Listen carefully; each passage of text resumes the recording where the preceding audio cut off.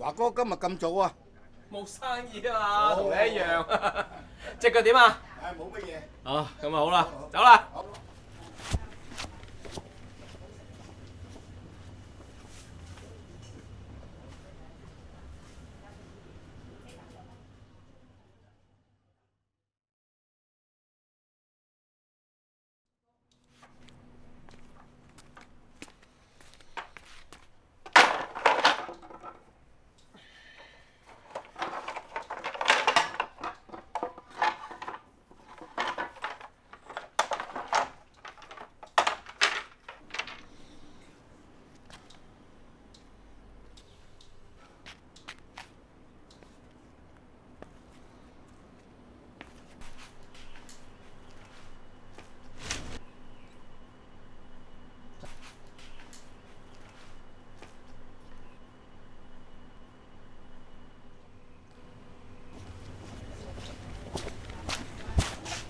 喂，孖仔，呢度做咩啊？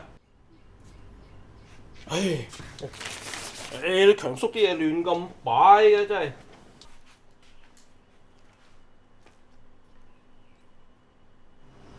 你啲傷口啊，好心你整親就搽下藥啦。唔使啦，少少嘢都冇嘢。你哋以前點樣紮條龍㗎？我想幫你啊。嗱，貓，你而家最重要嘅咧就係翻出去乖乖地温書。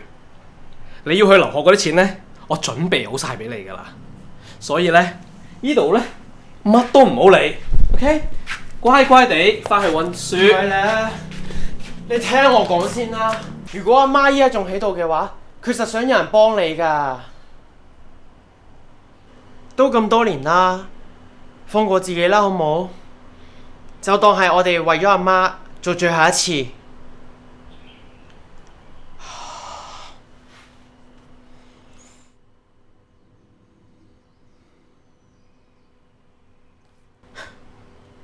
你啲牛頸啊，始終你係死鬼老母啊！睇住我示範一次嘅咋。